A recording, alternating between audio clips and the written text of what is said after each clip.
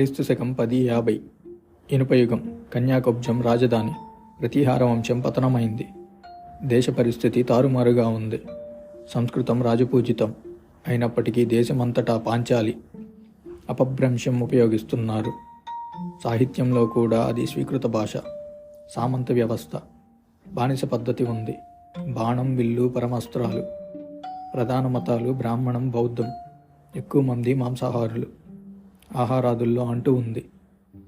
అస్పృశ్యుణ్ణి తాకరాదు, అతని చేతి నీళ్లు త్రాగరాదు.